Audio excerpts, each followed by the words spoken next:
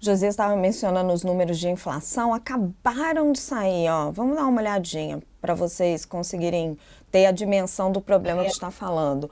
IPCA 15 é a prévia do índice de inflação, IPCA que é o principal índice de inflação do país.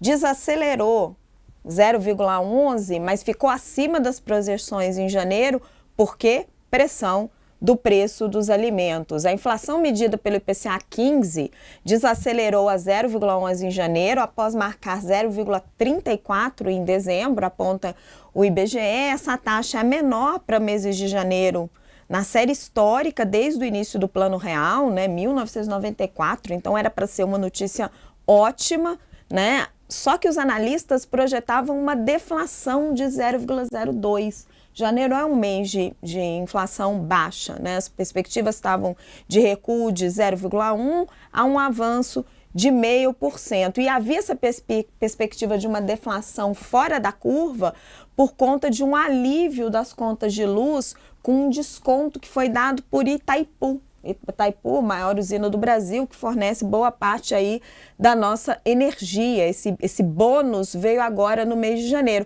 Acontece que os preços dos alimentos subiram muito. É justamente isso que está preocupando o governo, né? Dos 9 produtos, grupos de produtos e serviços pesquisados pelos índices, 8 tiveram aumento. O grupo de alimentação e bebidas, que já tinha subido 1,47% em dezembro, subiu 1,06% em janeiro. Agora queria trazer para o comentário do Thales. Thales, o governo ele teve uma derrota assim horrível no Pix, né?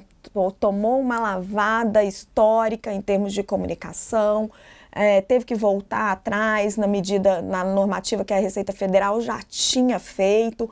Nesse caso do preço dos alimentos, o pacote que ele ainda nem anunciou, a reunião está acontecendo agora, já com as notícias que estavam vazando sobre medidas que foram propostas pelos supermercadistas, já estava sofrendo nas redes sociais os ataques da direita. Qual é a avaliação que tem hoje dentro do governo? Que eles estão conseguindo reagir, não estão conseguindo reagir? O Josias, na avaliação dele, o governo já está ali capengando, mas qual é a percepção dentro do Planalto? Olha, na área de comunicação, a percepção é o seguinte: vai ter uma reação efetiva se a política econômica e a política como um todo do governo forem bem. Quer dizer, tem que haver um tripé, e a política econômica e a comunicação. Esse tripé tem que estar funcionando harmonicamente, o que não vinha ocorrendo até então. Mas eu apurei que ontem à noite o governo concluiu que, depois de ter sido derrotado, como você disse, pela oposição, com as fake news da taxação do PIX, dessa vez ele conseguiu desmontar a bomba da oposição nas redes sociais, agora na questão do preço dos alimentos. Como você apontou aí, a inflação era para ter havido uma desaceleração maior, e não houve a desaceleração maior, embora tenha havido uma desaceleração de fato. Já estavam aparecendo na internet diversos posts de bolsonaristas dizendo que o governo iria dar novos subsídios aos agricultores para forçar a baixa dos preços dos alimentos, e até essa história de flexibilizar datas de validade dos alimentos para vender comida estragada à população. Mas dessa vez, esses posts tiveram menos repercussão nas contagens feitas pelo Planalto, justamente porque o governo teria agido rápido. Os posts bombas armados pela oposição diziam que haveria intervenção nos preços e não simplesmente medidas para evitar aumentos, e pior, que o Planalto planejava vender comida em prazo de validade vencida para a população de baixa renda. Esse último caso poderia assumir proporções gigantescas na avaliação do governo e da equipe de comunicação, igual ocorreu com a taxação do PIX. Mas dessa vez a reação veio rápida. Primeiro, o ministro da Casa Civil, Rui Costa, desmentiu publicamente que haveria intervenção do governo nos preços. Ele próprio havia dado uma entrevista usando a palavra intervenção, o que deu a margem aos posts da oposição.